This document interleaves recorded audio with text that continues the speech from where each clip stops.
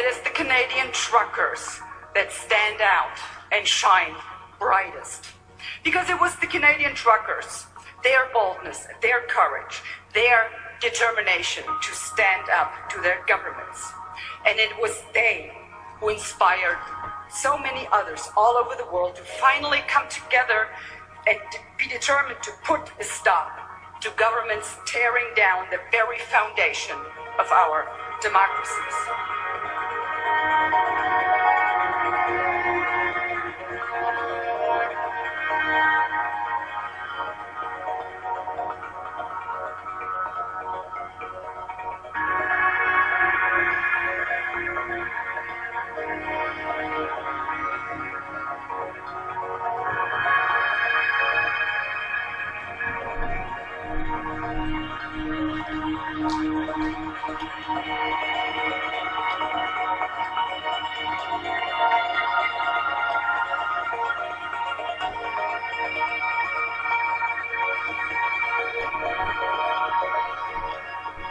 We need you, the people. Please stand up to your governments. Tamara Lich was arrested February 17th. Tamara Lich. I'm Mark D on Wellington Street in front of Parliament Hill, day 21 of the convoy protest. And for many residents of downtown Ottawa, they hope this will be the final day of this 3-week demonstration. A heavy police presence today being felt. OPP, the RCMP and Ottawa Police making 3 targeted arrests today. The interim police chief, Steve Bell, in a news conference said that police will be making a move, and that move is imminent. They've set up a perimeter around the downtown area. They will not be allowing protesters. They have no plans on leaving, and they will finish the job that they came to do. That is to end the mandates. I want to know why Tamara is still shackled in prison. I want to know why she is locked up and denied bail, while Robin Walker, convicted of murder in 1983 and later of sexual assault while on parole, was just released from bail this February, even though the police said it's exceedingly likely that he's going to reoffend. The same disgrace occurred while Pastor Coates was incarcerated. You and I remember that while Coates was abandoned in solitary, Kyle Larson, a convicted child molester, was released again, even though he had already reoffended numerous times and was labeled high risk for doing so again. And yet, our leaders sit and wonder, why is it that people are so upset? Why are so many of them protesting? In reality, it's not difficult to understand. The truckers, the protesters, we at home or at work, disrespect their law because at present, their law disrespects us.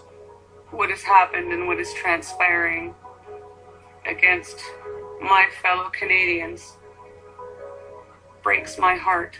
Show respect to our police officers. A lot of these men and women, although I know it's not an excuse, are probably just trying to feed their families.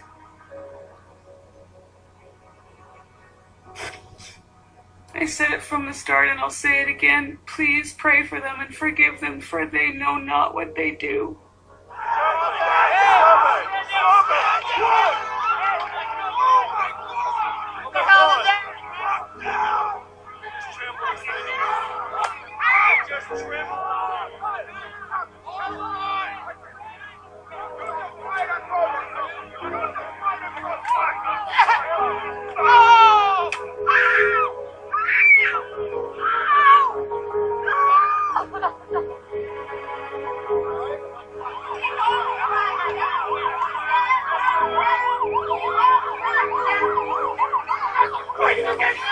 Stand down! Stand down! Tell your officers to stand down!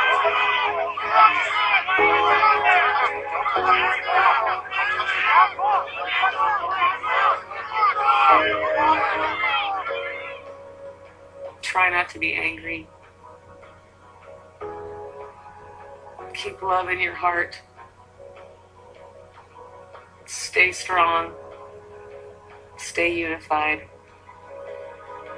And stay proud.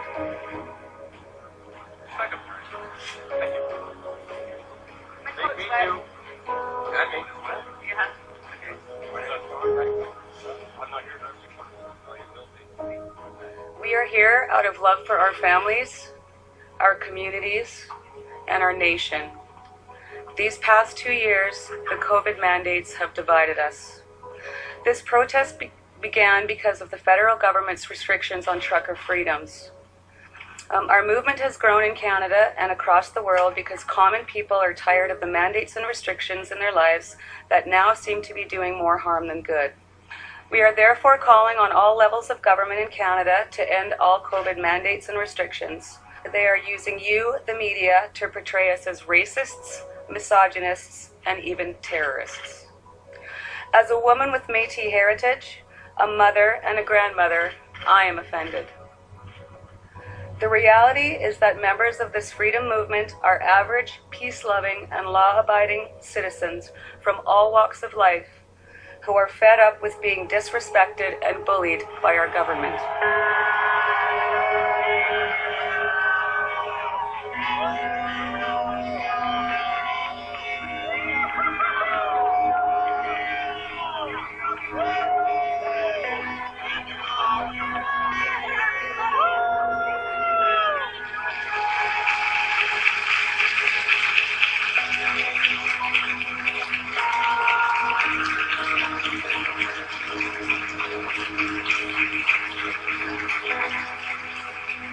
I'm very sorry to say that my experience is only a preview of what will come if we do not stand up with a straight back, heels firmly in place, and unite to uphold our Charter of Rights and Freedoms. You're workers.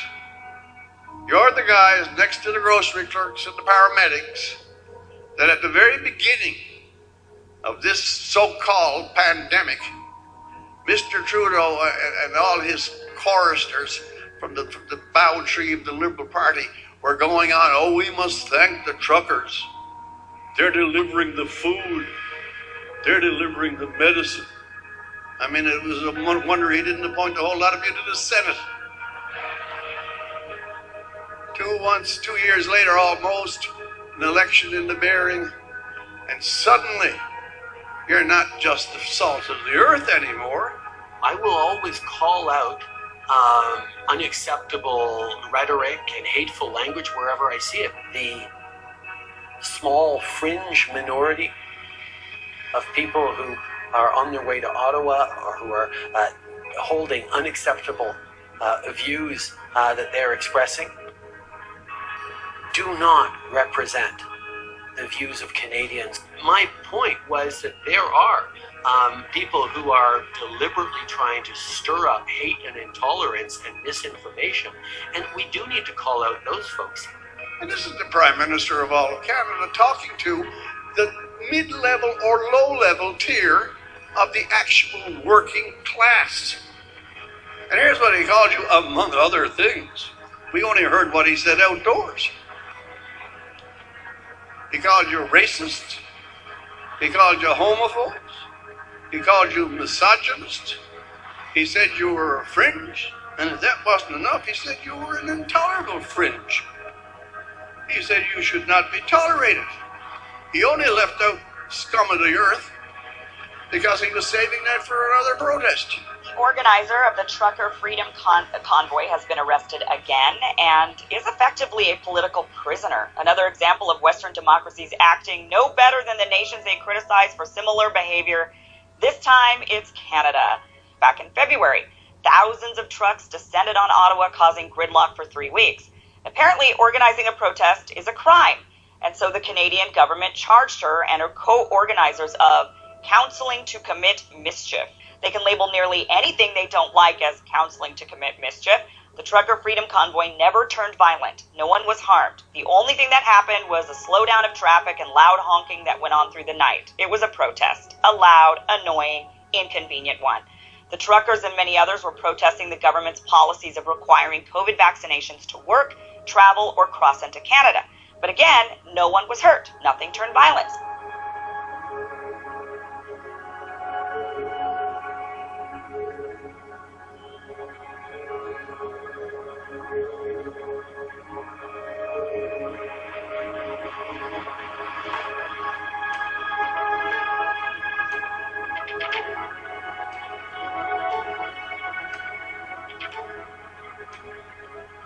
The media, the kind of take having establishment is very selective about who gets, freedom fighter hero status and who does not, and it's based often on arbitrary criteria and is obviously hypocritical in so many cases.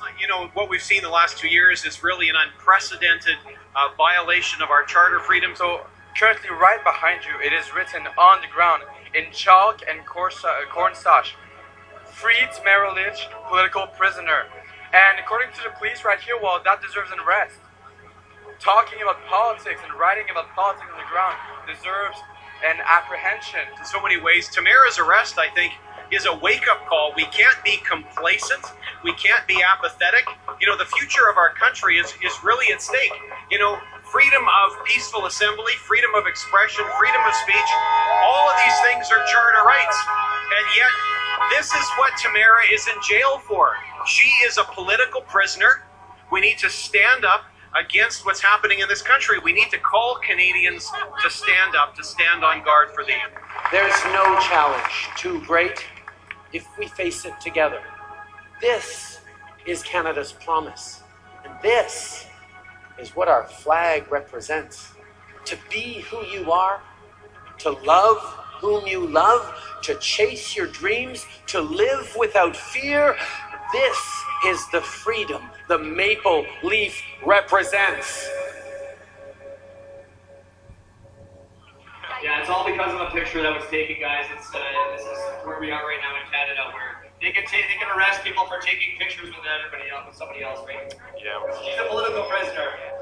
She doesn't deserve to be a prisoner. Freedom Fighters Canada has been just hosting this meetup here. So, yeah, if you're just tuning in, Tamara's been denied bail.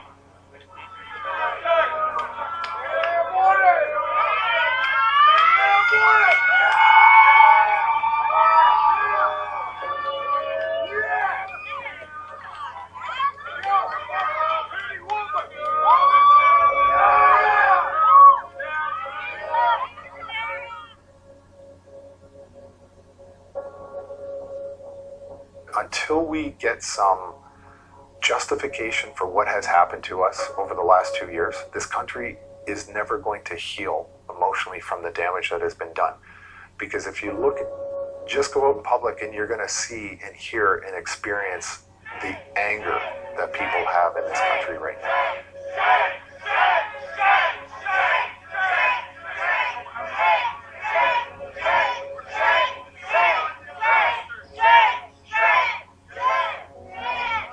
Why can't they arrest Justin Trudeau right now?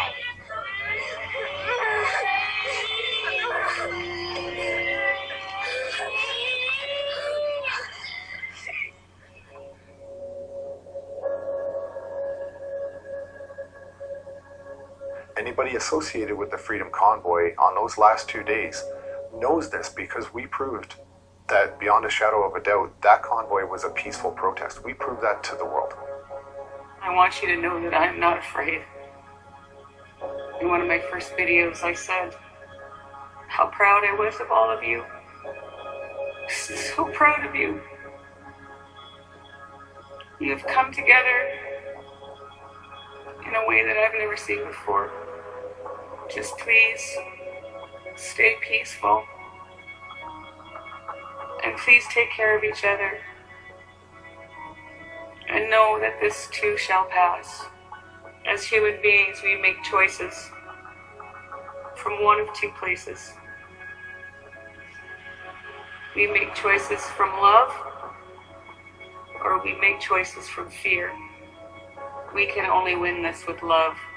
The hill of so many brave men and women, I can't tell you how amazing these people are. And they're going to stay and they're going to fight for your freedom as long as they possibly can.